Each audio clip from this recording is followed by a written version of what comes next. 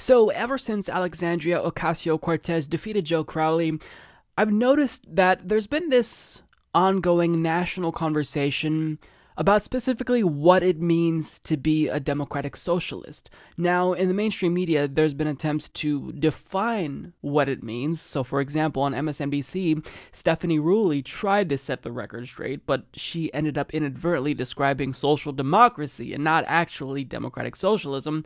So that's what's kind of happening on the left. But on the right, you've got individuals like Charlie Kirk essentially using that label to redbait and call Alexandria Ocasio-Cortez essentially a communist. And meanwhile, working people who are excited about the policy ideas that Alexandria Ocasio-Cortez is championing probably are getting confused. So Tucker Carlson of Fox News brought on Cornell West, and he wanted Cornell to clear up the confusion surrounding this particular term, democratic socialism.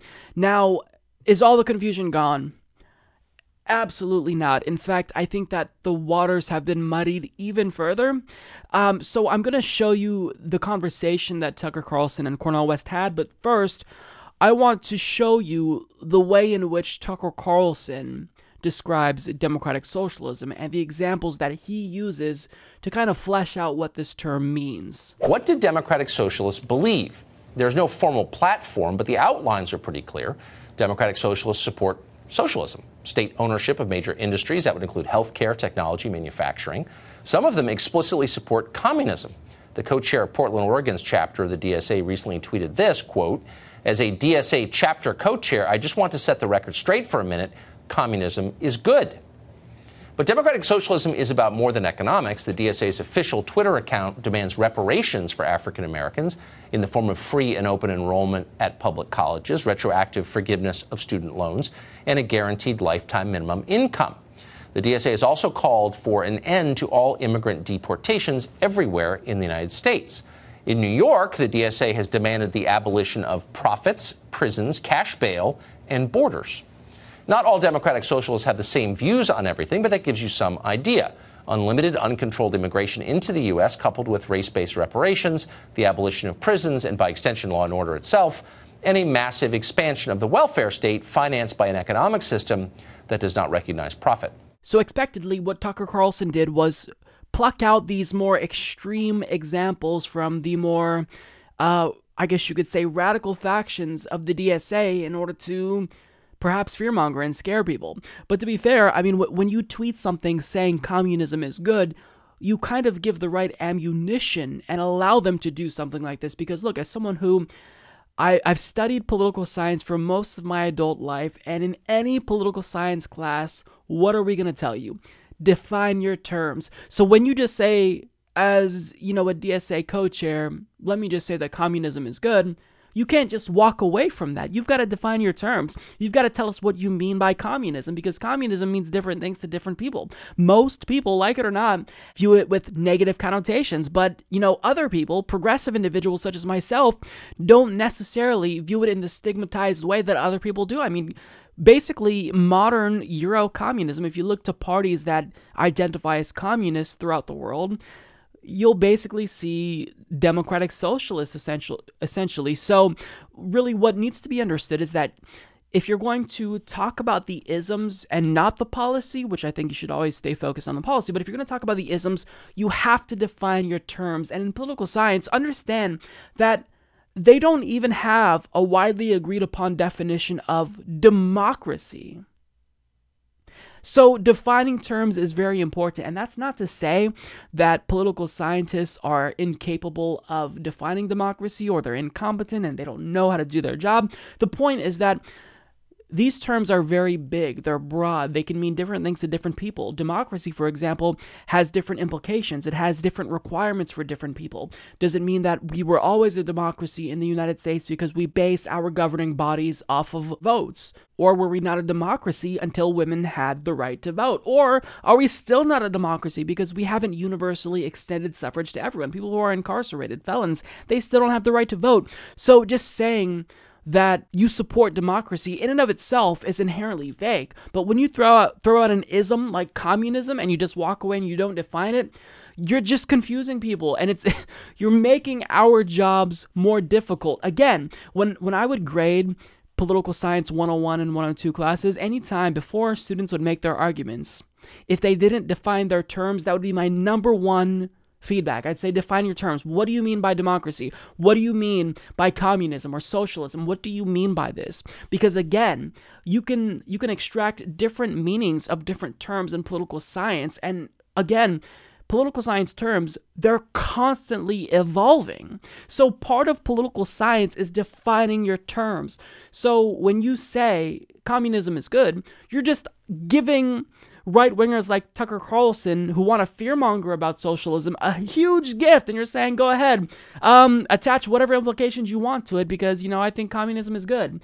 Now, again, do I think that we should defeat the stigma, that's associated with socialism? Of course we should, but you've got to be pragmatic. You've got to understand that when you deviate away from policy and start focusing heavily on the isms, you've got to explain yourself. And I do want to get to another clip. So when Tucker brings on Cornell West, they begin to talk about the meaning of democratic socialism, and I don't necessarily feel as though this was a great, enlightening discussion as I had hoped when I saw that, Cornell West went on Tucker's show. To give us some sense of what democratic socialism is, can you point to an example, an extant example of it that works? Venezuela seems like an example of democratic socialism. Would you say that it is? And if so, does it work? No, I don't think that democratic socialism as an ideal has been able to be embodied in a larger social context. There's different forms of it. Some are bad, some are medium, some are better. But the fundamental commitment is to the dignity of ordinary people and to make sure they can live lives of decency. So it's not an ism, no, brother. It's about decency. It's about fairness. Right. It's about the accountability of the powerful vis-a-vis those who have less power. At the workplace, women dealing with the household, gays, lesbians, trans, black people, indigenous peoples, immigrants. How do we ensure that they are treated decently and that the powerful don't in any way manipulate, subjugate, and exploit them? Well, I mean, if that's what democratic socialism is, then I'm basically on board. I do think that ordinary people, middle-class people, ought to have dignity. And I think that our current systems make it hard for them to have dignity. So I agree with all of that. But the details matter. And that's precisely why, Albert Einstein, Helen Keller, Norman Thomas, Eugene Debs, Martin Luther King Jr., Ella Baker. We can go on and on. They're all democratic socialists. Michael Harrington, one of the great founders of Democratic Socialism of America. I've been a member for 36 years. I understand. But has it struck you as interesting that it's never actually worked anywhere? So the question is not what are our goals. Our goals are the same. How do we get there is the question. So what happened in Venezuela? They call that democratic socialism, but they don't have toilet paper. And it's less equal than ever. But part of the problem is, though, brothers, that any time there's been the attempts of ordinary people to engage in self-determination, they can get crushed by external nations. Look at U.S. policies toward Venezuela has been very, very ugly. Nicaragua in the same way. We saw that in so many other instances where countries tried to engage in self-determination and they either get crushed, they either get coerced, and they end up oftentimes responding to that kind of authoritarian treatment. So we've never had a chance to really pull it off. So it's only been a movement so far. It's an attempt to resist the greed at the top, the racism, the sexism, the homophobia, the various ways in which humanity is violated rather than affirmed. So, by and large, I think that Cornell West does a fairly good job explaining what democratic socialism means to him, but anytime you talk about an ism, you talk about a political philosophy, and you don't attach it to tangible policies, I think that's a missed opportunity. You allow the other side to obfuscate. So what did Tucker Carlson do? He brought up Venezuela. Whenever somebody on the right brings up Venezuela, you bring up Scandinavia. You bring up the New Deal. You bring up Social Security, which is a very popular program, and you say, look, there's nothing to be afraid of. These are the types of programs we want. The same type of social programs we see in Scandinavia. The same types of programs that we have in the US that work really well. Medicare, Social Security. I mean, what we want to do essentially on the left, by and large, is we want to strip away that profit motive from industries that lead to people dying. Healthcare shouldn't be something that's commodified. We shouldn't leave it up to a market to determine whether or not people have healthcare. That should just be guaranteed as a human right. Now, I do want to address a comment in particular that Cornell West made. He states, "We've never had a chance to pull it off," meaning democratic socialism, "so it's only been a movement so far." Now, that comment in particular kind of led me to having an epiphany when it comes to this conversation. And for those of you who follow me on Twitter, you see that I tweeted a really long thread ranting about this. What Cornell West should have said is, look, what we all want collectively on the left has already been pulled off. It's being pulled off right now in Scandinavia. Do you see Finland's education system? We want to copy that. You see Canada's single-payer system? We want to copy that. I mean, these are overwhelmingly popular political ideas. But when you start attaching them to a political philosophy or an ideology as amorphous and vague, really, as socialism or communism, you make it really difficult to get the point across.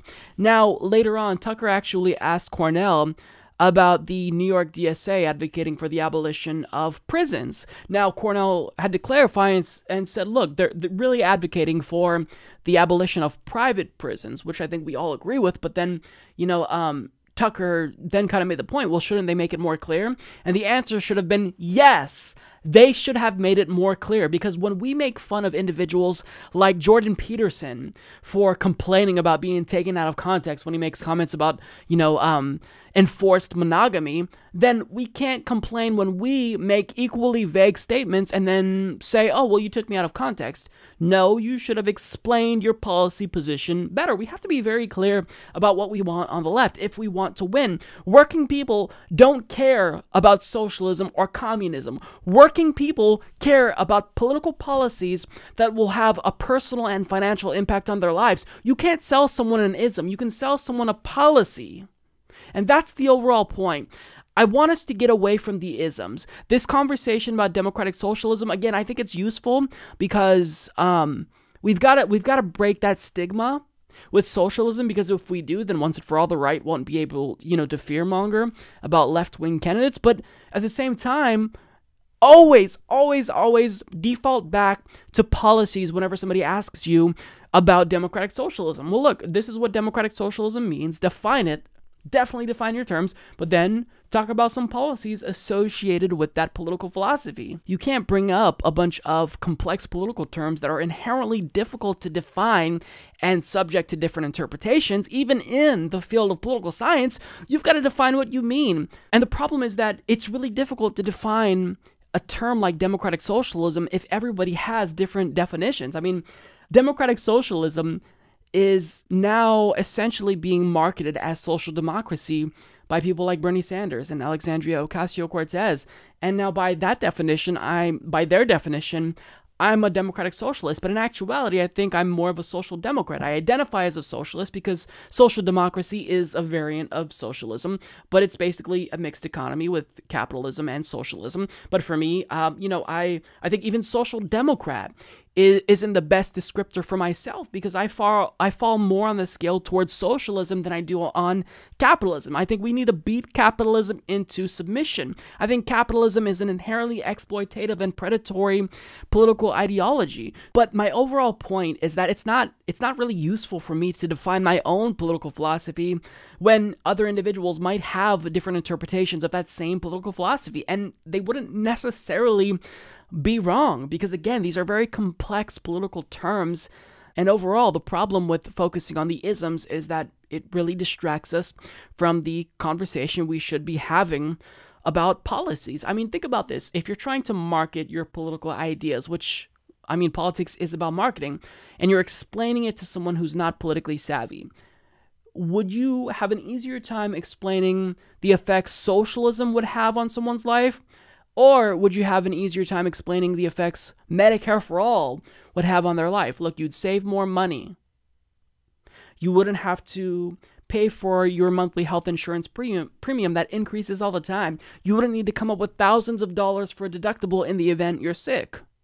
That's a lot easier of a conversation to have. It's a lot more palatable way to market your political ideas. But focusing on an ism, you just open the door to obfuscation and right-wing fear-mongering. Marketing your ideas specifically as policies is the easiest way to win, hands down. Think about this.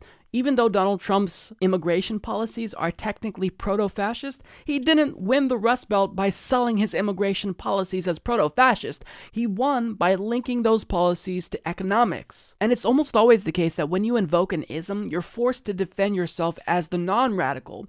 Whereas when you invoke a policy like Medicare for All that's supported by 60% of the population, anyone who's against that popular idea, well, they're forced to defend themselves as a non-radical for being against an idea that most Americans want. Tucker Carlson would be forced to explain to us why he's not radical for going against a policy like Medicare for All. You should never be in a position to where you're always playing defense. You've got to play offense, and you do that with policy because our policy ideas are overwhelmingly popular. So, I mean, at the end of the day, when, DSA co-chairs tweet about communism being good, when the DSA talks about, this room full of people cheered when we mentioned communism, you're not doing the left collectively, all factions that agree on the policy, any favors by doing that. You're just not. I'm sorry. Now, what I love as a political science junkie, what I love to talk about communism, yes. Do I personally feel that there's this stigma associated to communism? No, not necessarily, because communism, to me, I view it in a very nuanced way, but, regardless if you like it or not, most of the population, they don't agree that communism is good. They think it's destructive. Now, I get the counterpoints. Again, you're preaching to the choir because, when you talk about capitalism claiming more lives worldwide than communism, you're right. Capitalism is a system that is inherently predatory. It's a killer. So yes, we have to beat capitalism into submission, but at the same time, it's much easier to win by selling your ideas as policies and not as isms. So this discussion about democratic socialism, if I were Cornell West, automatically rattle off the policies